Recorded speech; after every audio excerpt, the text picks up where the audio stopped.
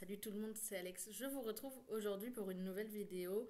Cette vidéo sera pas sur le thème des livres, étant donné que les trois dernières, avant la dernière, pas la dernière, mais les trois d'avant étaient uniquement centrées sur les livres. Peut-être parce que j'avais pas prévu de relier les chaînes à ce moment-là. J'avais pas prévu de les relier du tout. Donc je vais là essayer enchaîner je pense deux ou trois vidéos qui n'auront rien à voir avec les livres. Bien que celle du jour soit un petit peu liée à l'histoire de cette chaîne, puisque comme vous le savez j'ai disparu des réseaux euh, quelques mois quand même, hein, de fin mars à début juillet. Donc ouais, c'est assez terrible de se dire que j'ai disparu, mais et que c'est lié à ça. J'ai fait un post sur Instagram, donc sur mon compte livresque. Je vous mets en barre d'infos le lien vers le post. Mais en gros, mentalement, c'était très très très compliqué ces derniers mois. Ça va un peu mieux, j'ai réussi à me remettre un peu à flot, à reprendre la lecture petit à petit, à reprendre les réseaux sociaux, les services presse, prendre du plaisir à lire, prendre du plaisir à faire d'autres choses aussi, sortir avec des amis, aller à Festiland, donc c'est un parc d'attractions près de chez moi, faire juste voir des gens, etc. J'ai réussi à reprendre un petit peu goût à ça, même si il y a des limites quand même. Dans le sens où l'année dernière, ouais, ça fait bien 1 an et demi, même si on n'avait pas vraiment mis le mot et j'étais pas vraiment sous traitement avant avril 2021, j'ai commencé à avoir des symptômes, les symptômes d'une dépression. Je crois que ça a commencé fin 2020 au niveau du deuxième confinement. Le premier confinement, voilà, ça va être le point de départ, le Covid. Le premier confinement, tout s'est plutôt bien passé, étant donné que j'étais chez mes parents, je travaillais, je faisais mes cours en rentrant ou avant de partir, selon si je bossais du matin ou de l'après-midi. Forcément, si je bossais du matin, j'allais pas pouvoir bosser mes cours avant.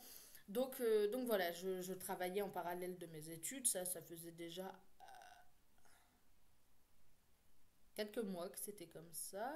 J'ai commencé fin 2019, octobre. Ça devait être en octobre 2019. Donc en octobre 2019, j'ai commencé à travailler à Lidl en parallèle de mes études pour les financer. Et on sait tous ce qui s'est passé début 2020, les confinements, enfin le Covid qui arrive, les confinements. Donc moi, je continuais à travailler avec les dérogations, là, enfin les fiches dérogatoires pour pouvoir sortir. Donc je travaillais, je faisais mes études en parallèle et j'habitais chez mes parents. Donc j'avais un cadre, j'avais des personnes avec qui parler, que ce soit au travail ou à la maison. Le problème, c'est que c'était un petit peu compliqué personnellement à ce moment-là, déjà pour moi, et vous allez comprendre ensuite pourquoi. Pour moi, à cette époque-là, c'était un peu compliqué. Donc, j'étais chez mes parents et on va pas se mentir, j'étais un peu perdue mentalement par rapport à mon identité de genre notamment. Donc, c'était très compliqué. Je refusais totalement l'autorité de mes parents. Je me disais, ouais, c'est bon, j'ai 19 ans.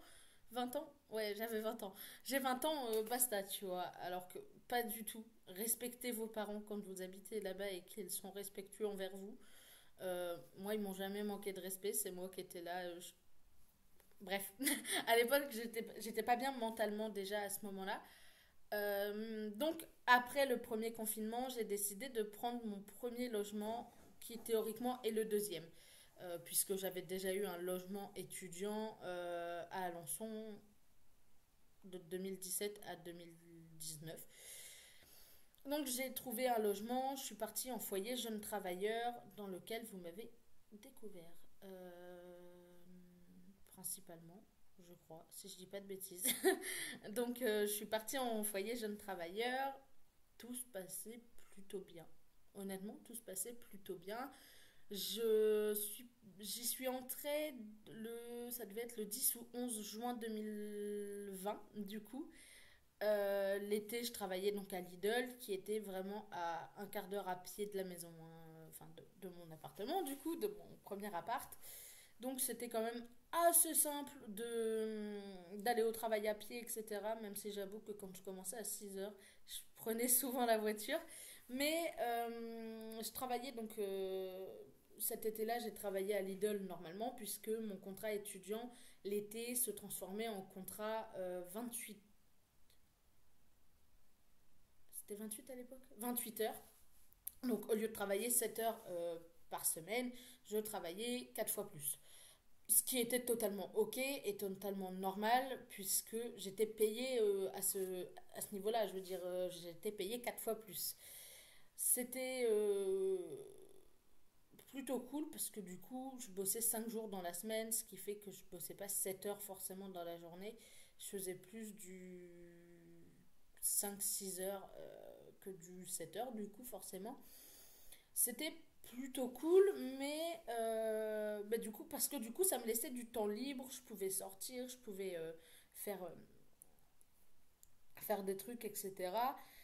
Et me poser pour réfléchir, parce qu'à l'époque, j'avais vraiment besoin beaucoup de réfléchir, et notamment sur sur mon identité de genre. Euh,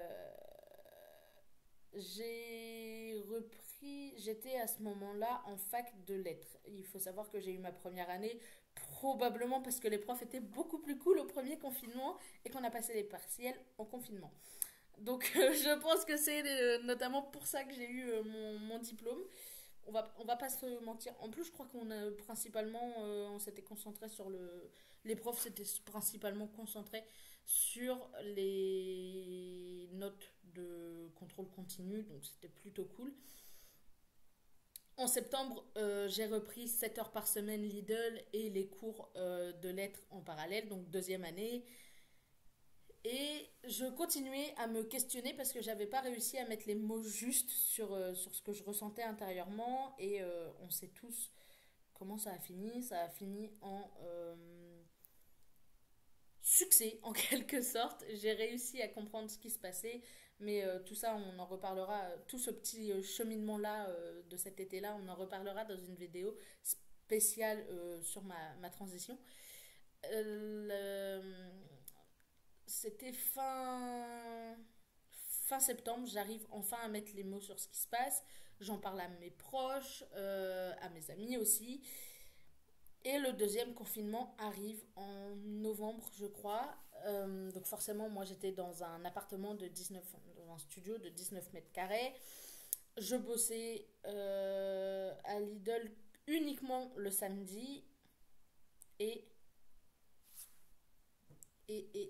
le reste du temps, j'avais des cours en visio. Cours en visio qui, on va pas se le cacher, étaient beaucoup moins passionnants que les cours en réel, qui étaient déjà pas forcément très passionnants, mais que j'aimais beaucoup quand même, hein. C'était monotone, mais j'arrivais à suivre quand j'étais en présentiel. Par contre, en distanciel, c'était un enfer parce que j'avais plus le cadre nécessaire autour de moi. En plus, j'habitais seule. Je me levais en retard, je me couchais tard, je me levais tard. Enfin, c'était n'importe quoi. Et, euh, et j'ai commencé à me sentir de plus en plus seule. J'ai passé l'hiver comme ça à essayer je sais pas, essayer de maintenir la barque, on va dire. Mais mentalement, ça devenait très compliqué. En janvier, donc je passe mes partiels de premier semestre de deuxième année, donc de troisième semestre du coup. Et du moins, la semaine de partiel commence. Je pars plein de bonnes motivations, plein de bonnes intentions, motivée à fond. Je pars pour commencer les partiels. Je commence le premier, je le finis à peine. Je ne le rends jamais. Et je n'ai jamais fait les autres. Je n'ai même pas ouvert les sujets. J'ai juste abandonné. Mentalement, ça n'allait pas. Je remettais absolument toute ma vie en question, ce que je regrette un peu à l'heure actuelle, mais pas vraiment, enfin pas totalement, puisque ça m'a permis de comprendre des choses, etc. Mais j'ai commencé à remettre ma vie entière en question et j'ai abandonné, j'ai juste complètement fait le con, j'ai jamais rendu un seul partiel de mon troisième semestre. Quand on me demandait si ça allait, j'étais là en mode oui, oui, oui, oui, oui, on va attendre les notes. Je savais déjà les notes. Absent. Enfin, non présent, je sais plus comment ils appellent ça, absence injustifiée. ABI, non? Absence injustifiée, je crois, ABI. Je reçois un mail d'un prof qui ne comprend pas pourquoi il n'a pas reçu mon partiel. Et en parallèle, je prends contact avec la référente de L2 qui était ma prof dans une des matières et je lui explique que ça va pas du tout et que je peux pas continuer. Elle me dit que c'est dommage, que j'étais quand même un élève prometteur. J'avais pas les meilleures notes, mais on voyait quand même que je m'investissais un maximum, enfin un minimum déjà, mais qu'elle comprenait et qu'il n'y avait pas de souci. Je n'ai plus obligé Suite à ça, je n'ai plus obligation d'assister aux cours en ligne puisque je suis élève démissionnaire, enfin étudiante démissionnaire, ce qui veut dire que, excusez-moi, ce qui veut dire que juste je ne vais plus en cours. J'ai prévenu les profs. Malheureusement, ma prof ne peut pas me désinscrire en cours d'année. Enfin, m'en renvoie vers l'administration qui me disent que ce n'est pas possible d'arrêter en cours d'année. Première nouvelle, qu'il fallait que je me réveille avant, je sais plus, je crois que c'était le 30 octobre, 31 octobre ou 30 novembre, je sais plus, mais enfin, bref, 3 mois trop tard. Je ne vais plus en cours, enfin, je n'allume plus mon ordinateur pour suivre les cours. Ah, je l'allume, mais pas pour suivre les cours, pour regarder des séries, des vidéos et passer mes journées à faire ça, clairement. Mon mental enfin, fait un petit peu yo-yo selon les jours. Et je me renferme de plus en plus. Je fais des rencontres en parallèle au foyer jeunes travailleurs. Mais ça, c'est déjà quelques mois plus tard. Il faut savoir que, ouais, janvier, février, mars, je reste cloîtrée chez moi. Je sors pour aller faire les courses et pour travailler. Point barre. Je. Fin mars ou début avril, je ne sais plus. Un des deux, quoi qu'il arrive. J'ai eu une entorse à la cheville quand j'étais en terminale et l'entorse reprend un peu le dessus alors qu'il y a vraiment zéro raison qu'elle reprenne le dessus, hein. Vraiment, je bosse 7 heures par semaine, point barre, puisque même pendant le deuxième confinement, j'étais à 7 heures par semaine. Euh, Mon contrat, j'étais censée être étudiant, donc mon contrat était un contrat étudiant et je devais garder mon statut étudiant pour garder le contrat ou alors passer à un contrat 28 heures directement. Le problème, c'est que j'avais pas envie de demander des avenants à ma supérieure puisque ça voulait signifier que j'abandonnais mes études, que j'arrêtais mes études et que du coup, potentiellement, euh, bah, j'avais bossé 28 heures par semaine. Et à ce moment-là, mentalement, c'était très compliqué. C'était très, très, très, très compliqué. Je commençais à avoir des pensées un peu des longues réflexions sur le sujet de la mort alors que c'était jamais arrivé avant. Et ouais, j'étais pas apte à bosser 28 heures par semaine et peut-être qu'au final c'est ce qui m'aurait fait du bien, on le saura jamais. Mais à ce moment-là, je voulais garder mes moments privilégiés de je suis en cours mais pas vraiment, enfin je suis censée être en cours mais je fais autre chose, euh, qui ont été un petit peu, bah, qui m'ont foutu un peu beaucoup dans la merde. Donc l'entorse revient, donc alors que je bosse vraiment 7 heures par semaine et que le reste du temps je me promène ou je fais des trucs, enfin je fais tout sauf aller en cours, hein, vraiment. Et donc je demande un arrêt de travail, je ne vais pas aller travailler avec une entorse, ce qui serait totalement ridicule, à part empirer la situation, ça, ça risquerait pas de faire grand chose. Il s'est passé certaines choses avec Lidl, avec mes collègues et mes supérieurs. Je j'ai eu des arrêts de travail pour tout le mois d'avril, fin mars, de fin mars à début mai. Et il s'est passé quelque chose à Lidl la dernière fois que j'ai emmené mon arrêt de travail. Ça reste privé, professionnellement, mais privé. Parce que j'ai pas envie d'en parler en fait, de ce qui s'est passé ce jour-là. Mais tout ce que je peux dire, c'est que ça m'a juste renvoyé encore un peu plus bas du coup. Et j'ai pris le temps de la réflexion, le temps de mon arrêt.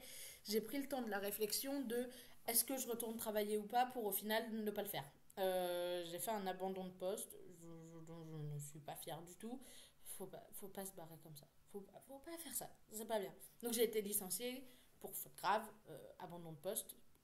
Et, euh, et ouais, mentalement ça a été compliqué. L'été dernier, j'ai eu. Ouais, c'était un petit peu mieux dans le sens où il faisait beau, je sortais avec des amis.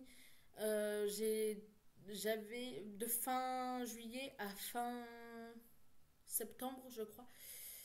Ça doit être ça, de fin juillet, du 26 juillet au 25 septembre, j'ai eu une mission en tant que préparateur de commandes et ouais, c'était cool, etc.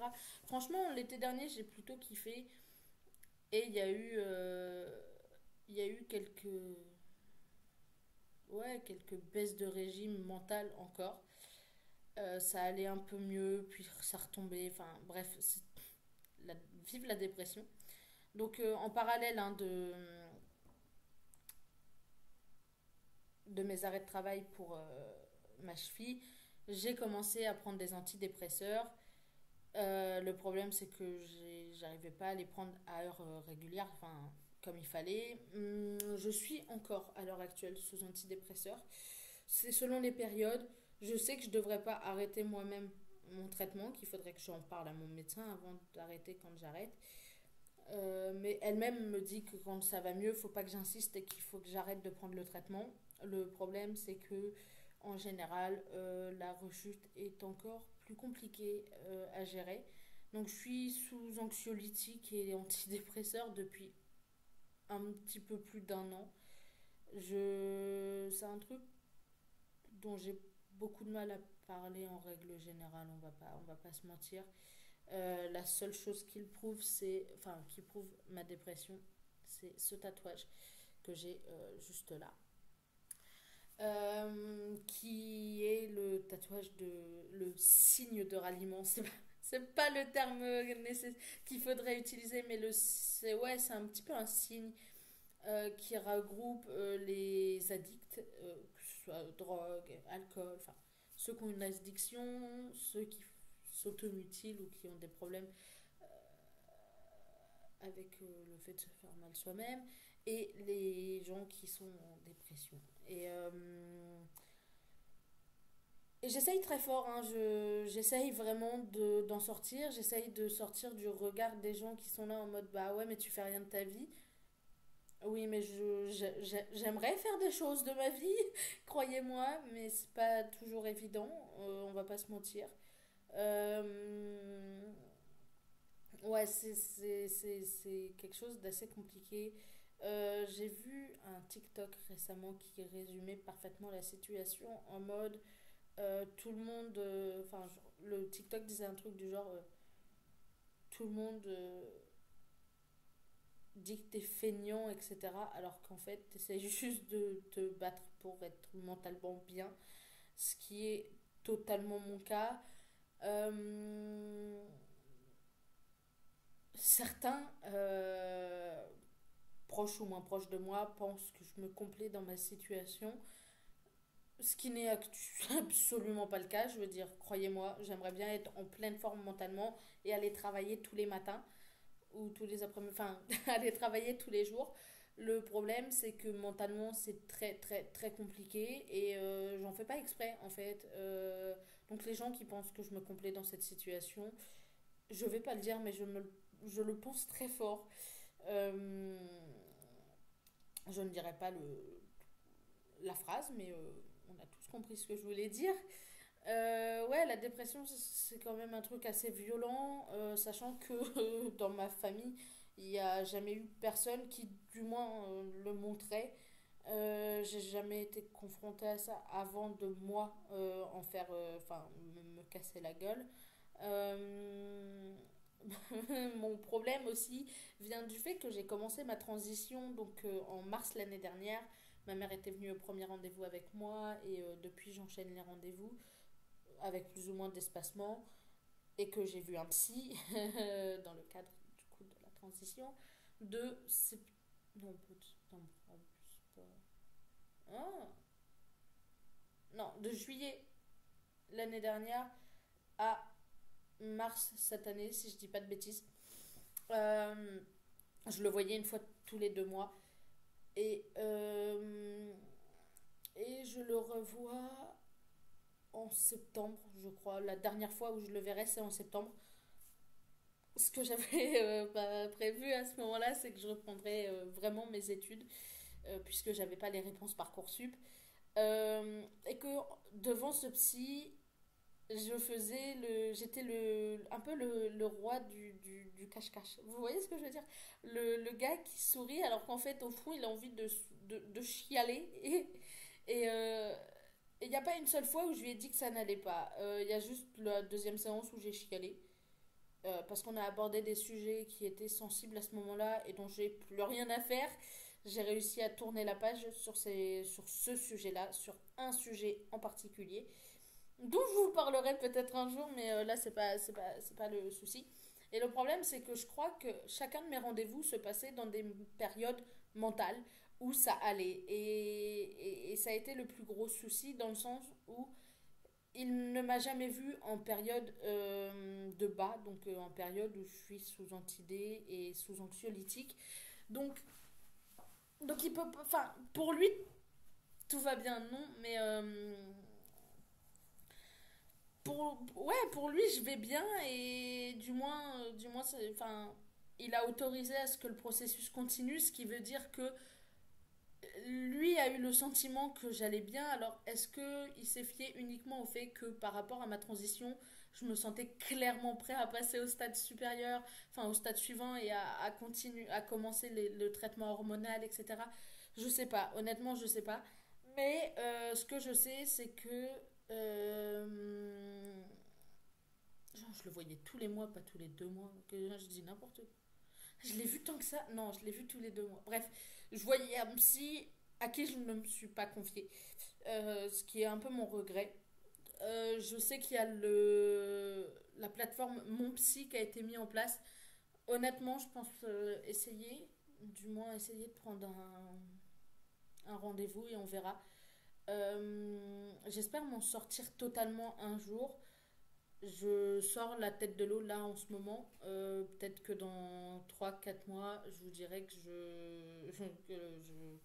j'ai recoulé à pic. Je sais pas. Honnêtement, je sais pas. Donc voilà, ce que je vous disais, c'est que voilà, la dépression, c'est un sujet important qui nous touche au moment où on le pense le moins, euh, qui peut nous toucher nous ou des proches. Et si jamais vous avez des proches qui sont dépressifs, et je parle bien de personnes qui sont diagnostiquées ou qui sont sous traitement, hein, pas des personnes qui disent oui, je suis dépressif parce que je pleure. Non, c'est pas parce que tu pleures que tu es dépressif. Et c'est pas parce que tu es dépressif que tu pleures. Je pleure rarement. Faut le savoir. Je pleure pas tant que ça. Je pleure de temps en temps, mais pas tant que ça.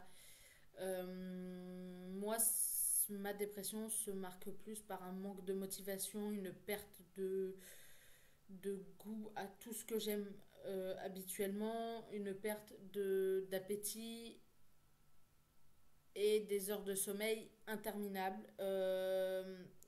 La première nuit en général, ça commence par une insomnie et après, genre, je me tape des nuits de 15 heures. De quasiment 15 heures sur une journée de 24, ça fait beaucoup. Mais ouais, la dépression a plusieurs formes, donc ne jugez pas les personnes. Et si vous avez un proche qui est atteint de dépression, lui tournez pas le dos, ne baissez pas les bras, ne le laissez pas tomber, ne le ou la laissez pas tomber, ne laissez pas tomber cette personne et ne le jugez pas. Ne lui dites pas que vous comprenez alors que vous n'avez jamais eu de dépression par exemple. Ou ne lui dites pas que oui, c'est un feignant parce qu'il fait rien de sa vie et rien de ses journées, alors que mentalement il est déjà au plus bas. Ça servira à rien à part à l'enfoncer encore plus. Là, à l'heure actuelle, j'ai pas d'autres conseils à vous donner à part être là pour eux, pour les personnes qui vous entourent et qui sont potentiellement dépressives et qui sont sous traitement, etc. Juste les laisser pas tomber, prenez de leurs nouvelles et n'essayez pas de vous dire que vous comprenez et que vous vous mettez à leur place parce que vous ne pouvez absolument pas. Il faut le vivre pour le savoir. Donc voilà, ça va être tout sur ce sujet. Je vous fais des gros bisous et je vous dis on est lundi, à mercredi pour une nouvelle vidéo. Bye.